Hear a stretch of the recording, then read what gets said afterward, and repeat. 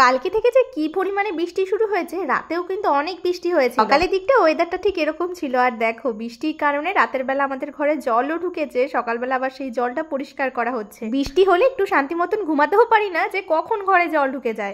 এই দেখো আমার সেই শখের নাড়ু কবে বানিয়েছিলাম, এ কটা বেঁচে ছিল, তবে আজকে খুলে দেখছি নাড়ুগুলোতে এরকম সাদা সাদা হয়ে গেছে। কি কারণে যে হয়েছে সেটাই বুঝতে পারছি না। প্রত্যেকদিন রান্না বান্না নিয়ে আমাদের মেয়েদের কিন্তু একটা চিন্তাই থাকে যে আজকে কি রান্না করব, কালকে কি রান্না করব। আমারও ঠিক তেমনই হচ্ছে। তো আজকে দেখি ও আবার এনেছে হাঁসের ডিম, আজকে হাঁসের ডিম রান্না হবে। জানো তো কালকে ওই যে হালকা যে একটু বৃষ্টিতে ভিজেছি, তার জন্য আমার যে কি ঠান্ডা লেগেছে, রাতের বেলা তো ঠিক করে ঘুমাতেই পারিনি, আর খাবারও খেতে পাচ্ছি না, গলার মধ্যে জ্বালা করছে। দাঁড়িয়ে দাঁড়িয়ে যে রান্না করব সেটুকু ইচ্ছা করছে না, তাই আজকে রান্নাটা কিন্তু ওই করবে। আর আমার বর রান্না করতে কিন্তু প্রথম থেকেই ভালোবাসে, বিয়ের পর পর মাঝে মধ্যেই ও রান্না করতে। ঠান্ডা লাগার পর আমার শরীরটা এতটাই খারাপ হয়ে গেছে, শুধু মনে হচ্ছে শুয়ে থাকি।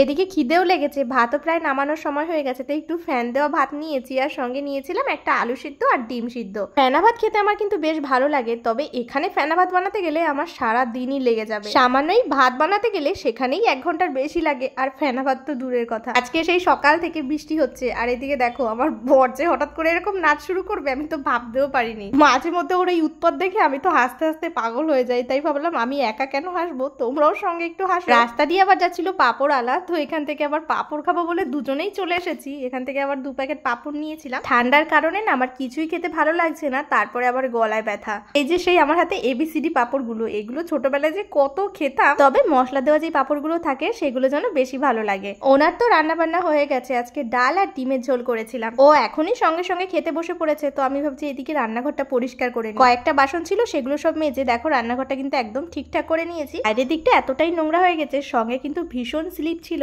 সেই কারণে বাইরেটা না একটু ভালো করে ঝাড় দিয়ে দিচ্ছি। আমি স্নান করতে যাওয়ার আগে ও ডিউটিতে বেরিয়ে গেল, আর ওর জামা দুটো কেচে দিয়েছি, তাই আজকে শার্ট পরেই যাচ্ছে। জানো তো কখনোই শার্ট পরতে চায় না, আর যেটুকু পরে সেটুকু আমার জোর জবস্তিতে, না হলে সবসময় টি-শার্ট পরেই থাকে। দুপুরে স্নান করে আসার পরপরই দেখছি ওই পেছনের কলটায় না জল দিয়ে, ঘরে তো রান্নার জলটা প্রায় শেষ হয়ে গিয়েছিল, তাই ভাবছি 1 বালতি জল ভরে রাখি। এই কলটা তো অনেকদিন পর পর জল দেয়, আর আসলে বেশিক্ষণ থাকেও না। স্নান করার পর পুজো যেহেতু দেওয়া হয়ে গেছে, সেই কারণে ভাবছি এখন ভাত খেয়ে নেবো।